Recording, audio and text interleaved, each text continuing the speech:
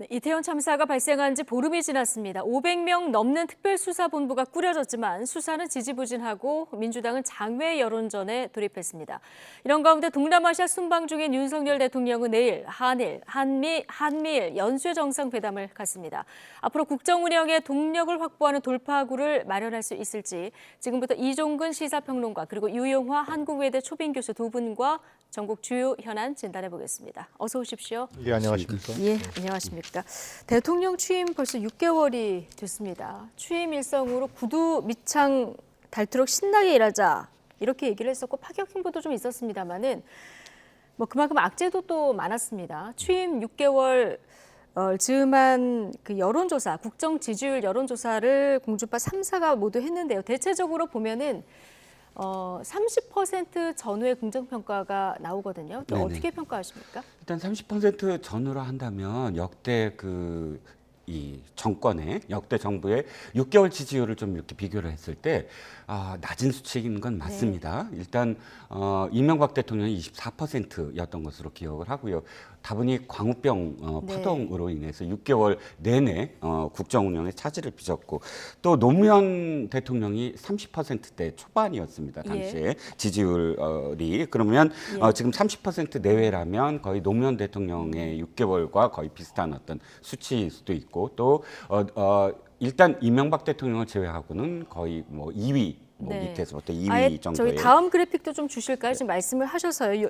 역대 대통령 6개월 지지율하고 비교한 수치도 좀 보겠습니다. 네, 김영삼 대통령 때가 굉장히 84%. 이때가 이제 금융실명제를 밀어붙였었던 하나회 척결, 하나의 척결 금융실명제를 비롯해서 상당히 개혁적인 어떤 그런 행보를 보였고요. 또 정치적으로도 사실 그때 정치인들의 어떤 그 재산을 공개하는 것, 그때 당시에 엄청나게 여당에서도 반대를 했었거든요. 그런데 정치인들의 재산을 공개함으로써 굉장히 그러니까 5선, 6선 아주 중진이라고 하는 어떤 의원들의 큰 타격을 받게 되고 그러면서 정치 개혁이 물갈이가 자연스럽게 되는 어떤 상황이 됐고요. 이런 것들이 국민들의 어떤 열광적인 어떤 지지를 얻을 수밖에 없었어요. 그래서 80%가 넘었고 김대중 대통령 56%, 그다음에 노태우 대통령 53%, 박근혜 대통령도 59%의 어떤 지지율을 보였습니다. 결국은 30% 굉장히 낮지만 이게 지금 그러니까 이 김영삼 대통령이 굉장히 높다고는 하더라도 가장 중요한 건 마지막에 어땠느냐도 참 중요할 것 같아요. 처음에 낮더라도 그것이 국민들의 어떤 기대를 어떻게 충족시키느냐, 5년 내내 어떻게 하느냐에 따라서 김영삼 대통령은 84%였지만 그러나 말기에 가장 낮은 대통령을 기록을 했습니다. 거의 단단히 여론조사 기관에 따라서는 6%도 나왔으니까요. 어찌 됐든 결론적으로 말씀을 드리면 30% 출발했습니다. 그러니까 30%입니다. 그런데 마지막도 참 중요하다. 마지막에 어떻게 될 건가 중요하고. 그래서 지금 현재는 거기에 더 노력을 경주해야 된다라는 어떤 바로미터라고 할 수가 있겠습니다. 네, 초반 지지율 지금 낮은 상태지만 마무리를 어떻게 하느냐 이것도 중요하게 좀 지켜봐야 된다는 말씀해 주셨는데 지금 설명해 주셨고 저희가 그래픽에서 봤지만 국민들이 지지하는 어떤 이슈가 있었을 때는 지지율이 굉장히 높이 올라가고요. 또 국민들이 불안해하는 이슈가 있을 때는 지지율이 굉장히 낮게 떨어지는데 지금 윤석열 대통령 지지율도 초반 6개월 지금 낮은 편이거든요. 어떤 이슈가 가장 영향을 미쳤다고 보십니까? 그 윤석열 대통령의 지지율에서 우리가 특이하게 볼 사실은 뭐냐면 아까 이제 이명박 대통령도 얘기했습니다만 이명박 대통령 지지율 낮았죠. 광우병 사태 때도 사과를 하고 청와대 뒷산에 가서 김밤지 세운 거야 노래를 부르고 사과한 다음에 지지율은 다시 올라갔어요. 그러니까 역대 대통령이 지지율이 이슈에 따라서 지금 앵커께서 말씀하신 대로 올라갔다 내려갔다. 그러면서 다시 또 대통령의 책임이 있거나 정부의 책임이 있으면 인사혁신을 하거나 국정수신책을 벌이거나 여야 영수회담을 하거나 이런 걸 통해 갖고 다시 회복하면서 국정 운영을 원만하게 이끌어 갔단 말이죠. 막판에는 대부분 다 지지율은 떨어지는 건 레임드 현상인 것이고요. 그런데 윤석열 정부의 지지율이 문제는 이게 고착화돼 있다는 것입니다. 네. 몇 개월째. 지난 8월부터 아마 그때 갤럽 조사가 24% 떨어지면서 이것이 20% 후반 그리고 30% 초반 여기 고착화돼서 지금까지 가고 있다는 것이 가장 문제고요. 그러면은 이제 이렇게 지지율이 떨어지면 국정 운영이 사실상 제대로 되지 않는 거잖아요. 예. 어떤 경우는 불가하단 말이에요.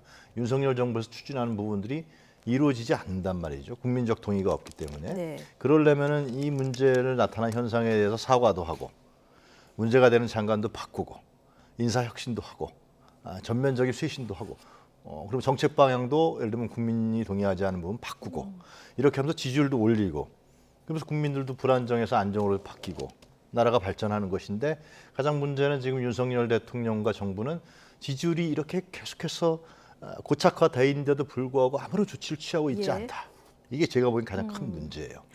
예. 네, 그러니까 국민들 입장에 봤을 때는 우리가 부동의하고 우리가 반대하고 우리가 불만이 있는데 왜 윤석열 정부에서는 이걸 수용하지 않느냐. 이런 불만이 갈수록 점증되는 거죠. 네. 박스권에 몇 개월째 갇혀 있는 이 부분을 이제 지적을 해주셨는데, 자 돌파구를 찾아야 하는데요. 보통 순방을 하고 돌아와서 순방 성과가 있으면 지지율이 이제 올라가긴 하는데요.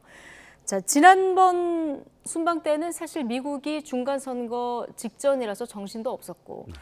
또 한일 정상회담 만났는데 조금 이렇게 개운하게 만난 것도 아니었습니다. 근데 이번에는 보니까 일정이 한일, 한미, 한미일 내일 이렇게 뭐 슈퍼 선데이라고 하더라고요. 네, 그렇습니다. 쭉 일정이 확정이 됐는데 여기서 어떤 것들을 놓치지 말고 와야 될까요? 일단 앵커께서 말씀하셨듯이 지난번에는 한계가 있었습니다. 미국은 중간 선거가 있었고 일본은 그 아베 전 총리의 조문이 있었죠. 예. 국장이 있었는데 이 국장을 상당히 많은 국민들이 또 반대를 했어요. 그러니까 그 안에 굉장히 갈등이 많았기 때문에 그 안의 목소리를 의식하지 않을 수 없었다. 그런데 이미 이제는 국장도 다 끝났고 기시다 총리도 자기 스스로 이제 서야 됩니다. 아베 총리의 그늘에서 이제 벗어나야 되고 그렇기 때문에 한일 정상회담에서 뭔가 일본에서도 전형적인 어떤 카드를 내놓을 수밖에 없는 상황이죠. 네. 그러면 지금 윤 대통령은 지난번에는 이유가 있었다. 그러니까 각각의 미국과 일본의 국내 상황이 있었다. 근데 이번에는 이유를 달 수가 없다. 즉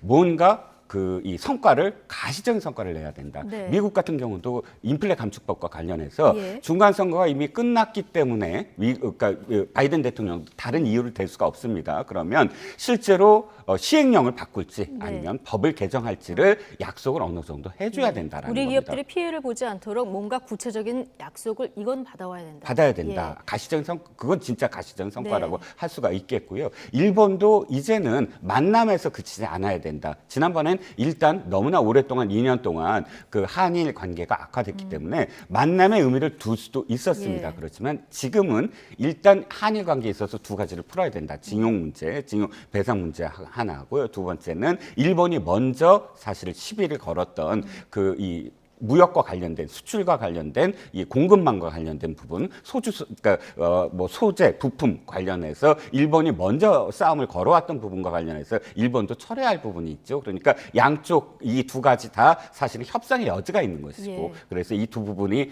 어느 정도는 어떤 한일회담, 한미 정상회담에서 실질적인 성과가 나와야 된다라는 짐이 있는 것이죠. 네. 한일, 한미 정상 간의 만남에서 많은 좀 성과를 들고 오기를 국민들이 많이 바라고 있겠습니다만은 성과가 있어도 이제 희석이 되지 않으려면은 순방 중에 이제 논란도 없어야 되는데요. 자, 이번에는 대통령이 순방 직전에 MBC 취재진을 전용기에 태우지 않겠다 이렇게 얘기를 하면서 자, 이 부분이 좀 논란이 순방 전부터 있었습니다. 어떻게 보십니까? 상당히 그릇된 태도였다는 것이 지금 언론단체라든가 언론노조 또 뭐 편집인 협회, 발행인 협회까지 모든 전 언론들이 이 문제에 대해서는 상당 문제점을 지적하고 있습니다. 그건 왜 그러냐면 언론의 기능이라는 것이 국가 권력을 감시하고 견제하고 비판하는 아주 존재적 의미에서 기능인데 실로 MBC 기자들이 MBC가 전에 유엔 초연회 갔을 때 바이든 날리면 문제 또 비속어 문제, 또 최근에 MBC PD 수첩에서 김건희 여사의 대역을 실명 거론하지 않았다. 이 문제가 계속해서 논란이 되면서 MBC 기자들은 타지 말라라고 한 거란 말이죠. 결국은 이건 언론 취재에 대한 보복성 어떤 제재 조치라고 볼 수밖에 없습니다. 그러니까 상당히 전 언론인들이 자기 존재 자체를 부정당하는 부분이 되고 향후에도 그러면은 윤석열 정부에서는 언론 취재에 대해서 사실 보도의 문제에 대해서 언론 자유의 문제에 대해서 이렇게 제한을 가하지 않겠느냐 그래서 아주 전면적인 반발들이 일어나고 있단 말이죠. 그래서 이런 사태를 그럼 이제 봉합을 하고 좀 갔어야 되는데 이틀 전에 이런 조치를 취했기 때문에 과연 이틀 전에 누가 이렇게 지시를 내렸냐 이런 문제까지도 드러나는 것이죠. 왜냐하면 대통령에 대한 외교 순방이라는 것은 다 스케줄에 짜여져 있는 것이고 거기에 따라서 그 아주 정형화돼서 가는 것인데 어떻게 이틀 전에 갑자기 이런 문제까지 나타나고 있기 때문에 이건 대통령이 지금 나가 있습니다만은 외교 순방 갔습니다만 이태원의 157명의 참사 사건 문제 거기엔 또 이제 외국인들도 있단 말이죠. 이런 문제 또 이제 외교 순방에 있어서의 MBC라는 언론 자유에 대한 취재에 대한 제한에 대한 문제 이런 부분에 같이 안고 나갔단 말이죠. 이걸 좀 어느 정도 풀고 나갔어야 되는데 이런 문제가 있고요. 이제 그 아시안 플러스 3도 결국은 대통령도 이제 첫날 얘기를 하더라고요. 그러니까 이 아시아 국가의 중요성들, 그러니까 이제 미국과 중국의 패권이 아니라 아시아에서의 시장에 대한 부상, 또 경제에 대한 부상. 특히 인도라든가 동남아시아 이런 부분에서 한국이 어떤 외교 정책을 피고 교류할 것이 이게 핵심 포인트예요. 근데 지금 언론에서 보도하는 거다 대통령 일정으로 봤을 때 한미일 정상회담이란 말이죠. 근데 그것도 결국 미국의 중심이란 말이죠. 그러니까 이것이 특히 대북 문제 이런 게 굉장히 중요한 것인데 미국 중심의 한미일 관계의 어떤 완성을 노리는 이것은 과연 우리 한국의 국익과 맞는 것이냐는 문제도 우리가 제기할 수밖에 없고요. 과연 의제가 어떤 게 잡힌가 봐야겠습니다만은 결국은 이제 미국 중심의 어떤 한미일 안보 체제 구성이라든가 이런 부분들로 가게 된다 그러면 아시안 플러스 3의 순방의 어떤 의미 그 회의의 의미 이런 부분들은 상당히 삭감되는 거 아니냐 이런 우려를 지적하지 않을 수 없습니다. 네, 자 이종근 평론가님. 네네. MBC 취재진 전용기 안태운 문제, MBC 지금 헌법소원 제기하겠다고 얘기를 하고 있는 그런 상황이고요. 어제 국회에서는 프레스센터 전체 예산을 삭감하냐 마냐 이거 가지고 또 공방이 있어서 확전이 되는 모습이었었거든요. 그러게요. 이거 문제를 순방 이후까지 논란이 되지 않게 풀려고 하면 어떻게 푸는 게 맞다고 보십니까? 일단 저는 MBC 기자의 동승 취재 거부와 관련돼서는 사실 부적절했다고 봅니다. 언론의 어떤 취재 영역을 구체적으로 그렇게 이 어떤 특정 부분과 관련돼서 거부를 하는 것. 그러나 저는 그 자체에 대한 이해는 충분히 할 수가 있습니다. 왜냐하면 일단 저는 광우병과 관련된 트라우마가 이 보수 정당한테 분명히 있어요. 그러니까 광우병을 처음 시작한 게 MBC 이 PD 수첩이었습니다. 그런데 지금 기억하시다시피 그 누가 미국산 소고기를 지금 거부를 하고 있나요? 그리고 그걸 지금 사서 먹는다고 하더라도 그 당시의 보도 내용과 같이 뇌에 손상이 가는 사람들이 있나요? 아니었습니다. 굉장히 비과학적이었고요. 하지만 그 비과학적인 보도 하나로 인해서 우리가 6개월 넘어 갈등 비용을 어마어마하게 지금 낭비를 할 수밖에 없었거든요. 그런데 그럼에도 불구하고 그 당시 이후에 민주당 진영의 학자라든지 혹은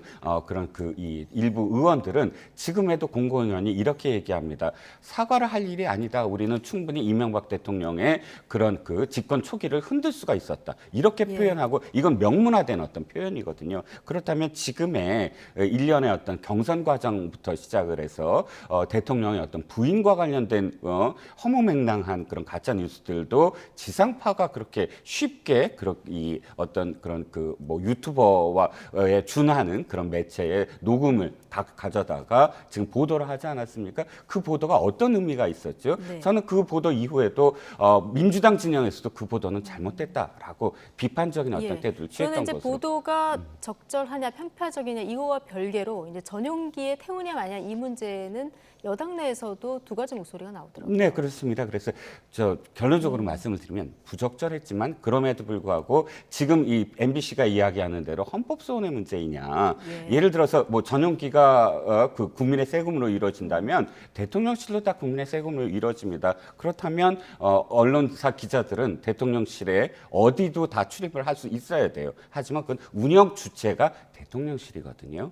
전용기 역시 마찬가지입니다. 그래서 이 문제는 물론 대통령실이 풀어야 될 문제라고 저는 생각을 해요. 그렇다면 앞으로의 어떤 문제들이 어떻게 발생이 될지 모르지만 그럼에도 불구하고 대승적으로 풀길 바랍니다. 예. 저도 대승적으로 풀길 바라는데 또 MBC도 사실은 그때부터 지금까지 일관되게 예를 들어서 조국 사태와 관련해서 한겨레는 편집국에서 사실 젊은 기자들이 반발을 했어요. 왜 우리는 균형 잡기 시각을 못하느냐. 예. 하지만 MBC는 그렇게 했느냐는 겁니다. 특정 사안과 관련해서 너무나 편파적인 보도를 했다라는 건 국민들도 인식하고 있다라고 저는 생각합니다. 예, 대통령 순방에서 돌아오고 나오면은 이태원 참사 진상 규명도 이제 신경을 써야 될 텐데요. 이태원 참사 발생한 지 지금 보름이 지났고요. 오늘부터는 그 참사 현장 통행도 재개가 된 상황입니다. 자, 그런데 정보 보고서 삭제 그 의혹을 받았던 피의자로 입건던 용산경찰서 전 정보계장 어제 극단적인 선택을 하는 안타까운 소식도 저희가 전해드렸는데. 자, 경찰 내부 게시판에는 너무 실무자들에게만 지금 책임을 지우는 게 아니라 이런 비판의 목소리가 꽤 많이 올라오고 있더라고요. 지금 특수본의 수사 방향은 어떻게 보십니까? 지금 현장 경찰들이 부글부글한다 그러지 않습니까? 실제로 그날도 봐도 이제 파출소에 있는 우리 경찰들이 이리 뛰고 저리 뛰고 하면서 또 소방서의 대원들이 걸어 다닐 시간도 없었다. 용산소방서의 행정팀장인가요? 여성분이 울면서 이렇게 했던 장면도 나왔는데 현장에 있는 분들은 경찰과 소방서원들은 한 사람의 목숨이라도 살리려고 그렇게 노력했었단 말이죠. 그런데 이 참사 이후의 수사 방향은 오히려 현장 경찰과 용산 소방서로 향하고 있다. 이건 거꾸로 가는 거 아닙니까, 진짜? 나라가 거꾸로 가는 거죠. 이러한 나라의 수사 방향과 국가 운영 시스템에서 어느 공무원이 열심히 일을 하겠습니까? 그 공무원의 직책과 그리고 그 국가의 기강이 잡히겠습니까? 이 문제에 대해서 지난번 MBC하고 KBS 여론조사에서 나왔습니다만 사전 대비에 대한 문제에 대해서 국민들은 70% 이상이 문제가 있었다고 지적을 한단 말이죠. 사전 대비가 제대로 됐다면 왜 그날 10월 29일 날 할로윈데이는 왜 예년의 할로윈데이와 다르게 제대로 안전장치도 없었고 안전관리 대비도 안 했고 경찰도 배치되지 않고 통제도 안 하고 했느냐라는 문제. 137명의 경찰이 배치됐다 그러는데 거기에 상당수가 마약 시약을 들고서 마약 범죄를 잡으려고 했다. 나머지 경찰들도 그냥 교통 통제만 했다. 교통이 잘 진행되게요.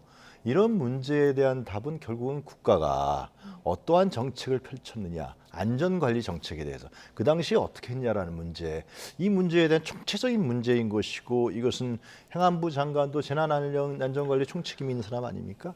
이러한 사전 대비를 왜 못했느냐는 거에 대해서 특별수사본부에서 수사를 하고 국가가 수사해야 다음에도 국민이 느끼기에는 이런 재난안전에 대해서 국가가 책임지고 잘 하는구나.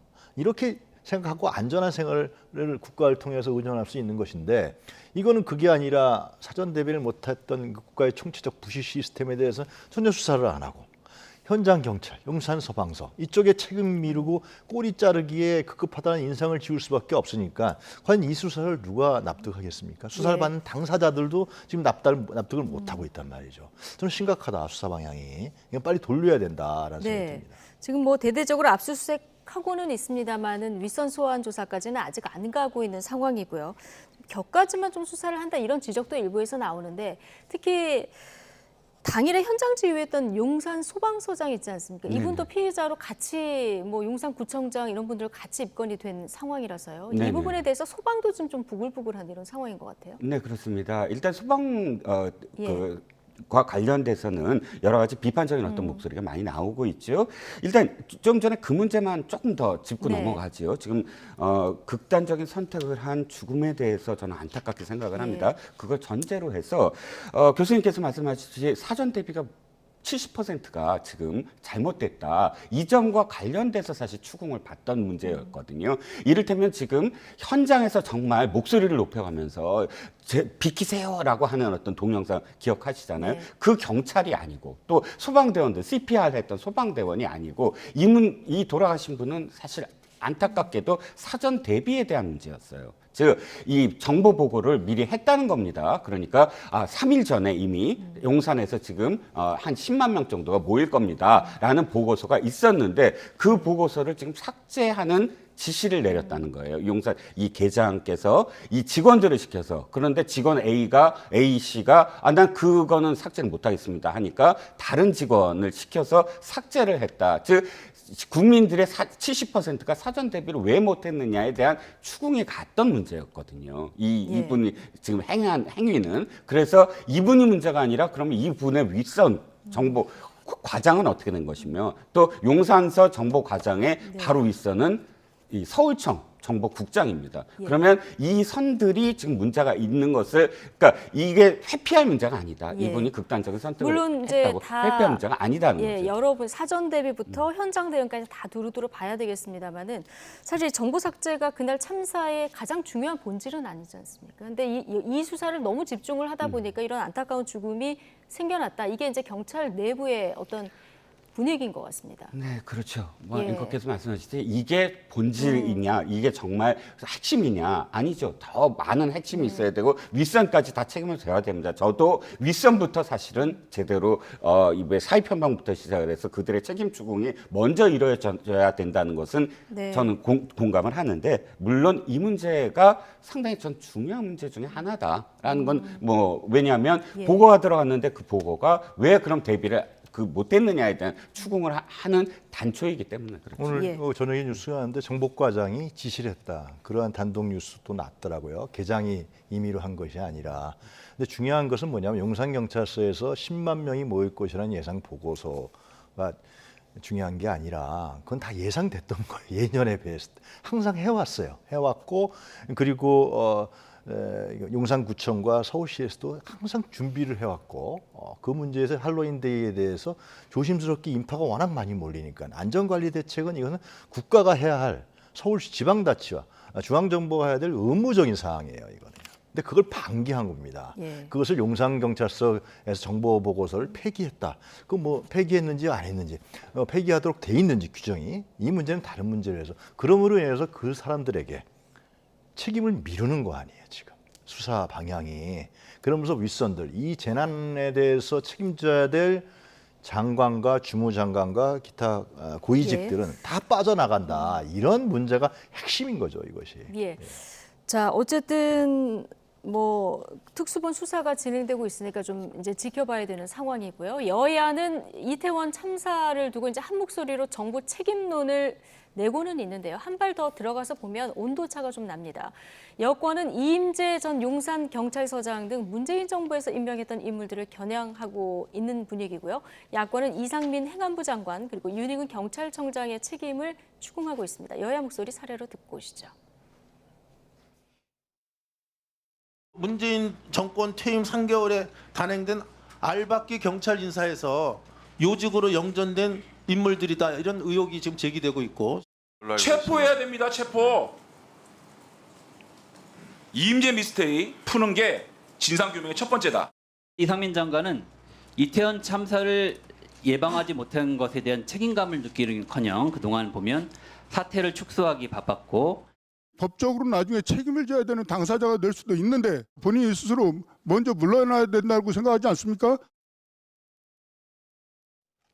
네, 지금 여야의 방점이 서로 다른 목소리 듣고 오셨는데요. 어떻게 보셨습니까? 그 여야가 이 문제를 갖고 정치적 쟁점을 갖거나 어떤 정치적인 논란을 벌이는 것은 지금 이 사태에 대해서 이태원 참사 입장에 봤을 땐 결코 바람직한 건 아닙니다. 어떻게 진상 규명을 하고 이 부분에 대한 정치적 책임을 물어서 국민들이 불안한 감. 저도 오늘 YTN에 오는데 비가 많이 오더라고요.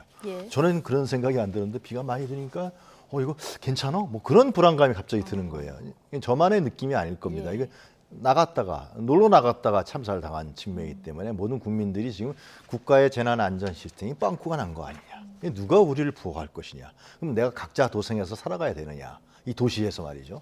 이런 생각을 갖게 만들었단 말이죠. 그러려면 이제 중요한 것은 헌법에도 나와 있고 재난안전관리법에도 다 나와 있지만 정부와 지방자치단체는 이 문제에서 국민의 생명을 보호하고 안전을 책임질 의무가 있는 것입니다. 그리고 그 국가의 대표하는 사람은 대통령인 거예요. 주무장관은 행안부 장관인 거고요. 그런데 이런 문제에 대해서 이렇게 큰 사단이 난데도 불구하고 특히 젊은이들이 희생당하지 않았습니까? 부모에서 자식 가진 사람들 입장에 봤을 때는 이건 엄청난 일이란 말이죠, 실제로. 그랬을 때 이 문제에 대해서 책임 규명이라든가 정확한 사과 이런 거 없이 과거의 용산경찰서장은 문재인 때문에 한 거 아니야? 이게 이런 말이 어떻게 나옵니까 지금? 그 국회 여당 의원들, 정치권에 있는 국회의원들도 다 책임이 있는 것이죠. 이렇게 국가안전재난 시스템이 빵꾸가 난 거 아닙니까? 완전히 빵꾸가 났단 말이죠. 그래서 그런 부분에 대해서 서로 간에 다시는 이런 일이 발생하지 않도록, 그리고 이 트라우마에 걸려 있는 뭐 유족뿐만이 아니라 거기 관련자들 또 국민들도 이 불안을 해소시켜서 좀 더 국가 생산적인 일과 일터에서 열심히 일할 수 있도록 해주는 것이 국가가 해야 될 일이란 말이에요. 그럼 누가 책임을 져야죠, 확실하게. 사과도 해야죠, 확실하게. 예. 대국민 사과를 해야 되는 거죠. 대통령 대국민 사과 해야 될 문제입니다, 이거는. 근데 아직도 이걸 안 하고 행안부 장관은 감싸고 있단 말이죠. 이런 문제는 이거는 국가 운영에 있어서, 국정 운영에 있어서 정치적 책임, 또 통치자로서의 책임, 이런 부분들이 상당히 방기되는 측면이기 때문에 이제 저는 우려할 만한 상황이다. 빨리 돌아오면 대통령께서 돌아오시면 이 사태에 대해서 빨리 진정시킬 수 있는 완전한 최신책이 있어야 된다라는 생각이 듭니다. 네. 자, 대통령 두 차례 사과는 했는데 이제 공식적인 어떤 담화 형식의 사과가 필요하다 이런 의견이신 것 같고요.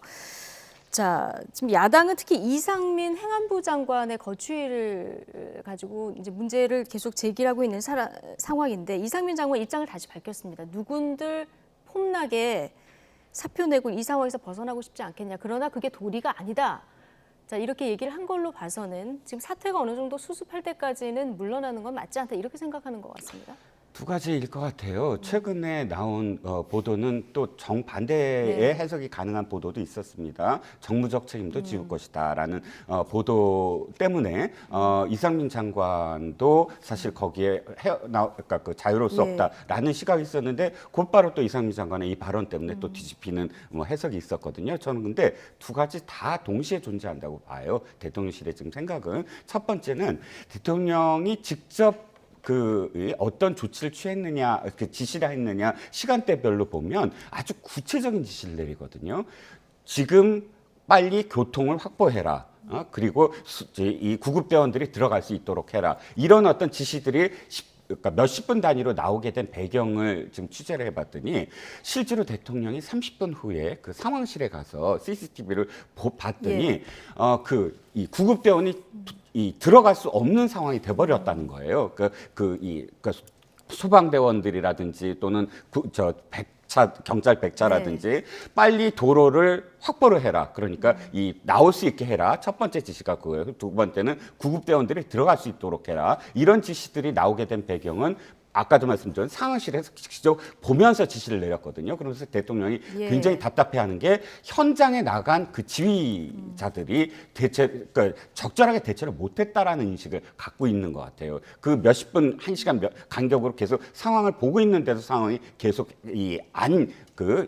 호전되지 않은 어떤 상황들. 그래서 지금 현재는 왜 우리 이런 시스템이 갖춰져 있느냐, 인파와 관련된 어떤 시스템이 왜 제대로 작동이 안 되느냐. 지난번에 안전점검 회의 때 목소리를 높였던 부분이 바로 그 자신이 목도했던 부분이고, 그렇기 때문에 일단 첫 번째는 이 시스템이 어떤 문제가 있었는지, 그리고 당시에 현장 지휘부들은 어떻게 판단을 잘못했는지 자신이 직접 목도한 것에 대한 결과물을 갖고 와야 된다라는 것이고요. 두 번째는 그것이 먼저 됐을 때 정무적인 책임은 지우겠다.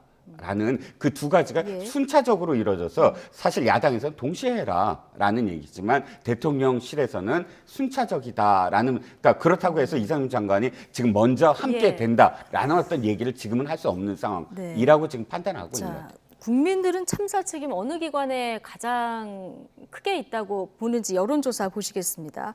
자, 이태원 참사 책임. 자, 그래픽 주시죠. 경찰, 지자체, 대통령, 행정안전부 장관 책임을 국민들이 어느 정도 주요도로 보고 있는지 보면 경찰이 25.8%로 제일 많고요. 그다음에 이제 용산구청, 또 서울시 포함해서 지자체 책임이 23.4%, 대통령 책임은 18.2%, 행안부 장관 17.9% 이렇게 나타나고 있거든요. 여론 흐름 어떻게 읽으십니까? 여기서 이제 저는 지자체가 지금 서울시가 좀 오세훈 시장이 좀 어떻게 보면은 지금 언론이라든가 여러 가지 보도를 통해 갖고 아니면 책임 규명에 있어서 좀 빠져 있는 것 같은데 서울시의 책임이 저는 가장 크다고 봅니다. 왜냐하면 이거는 주최 측이 없었다. 처음에 이제 그런 말은 사라졌지만 이 서울시에서 벌어지는 행사고, 그리고 거기가 이태원은 관광 특구란 말이죠. 서울시에서 모를 일이 네. 없었고, 이 문제에서 안전 문제라든가 이런 예를 들어 여의도에서 벚꽃 행사가 열리잖아요. 그 주최 측이 없습니다. 서울시에서 얼마나 신경 씁니까? 그리고 경찰도 마찬가지로 서울시가 협력을 구하는 거거든요. 경찰이 알아서 거기서 할 수는 없는 거 아니에요. 협력을 구해서 경찰들이 와서 투입이 돼서 안전 관리를 하고 뭐 라인을 치고 교통 관리를 하고 이렇게 하는 거란 말이죠. 예. 근데 이러한 지방자치단체의 책임은 지금 별로, 용산구청장은 워낙 네. 말을 잘못해갖고 박희영 청장이 거짓말을 자꾸만 하니까 지금 이제 상당히 문제가 심각한 것인데, 그러니까 왜 제가 이런 얘기를 하냐면요. 네. 차후에는 이런 일이 발생하지 말아야 하잖아요. 차후에는 정말 국민들이 안전하게 서울시를 다닐 수 있게, 제 표현이 어떤지 모르겠어요. 참. 우리나라는 치안이 세계에서 가장 1등인 나라라 그래서 이태원 할로윈 축제 때 외국인들이 놀러 온 나라예요. 근데 갑자기 왜 이렇게 됐냐라는 거죠, 이것이. 우리는 뭐 총기를 휴대하지도 않잖아요.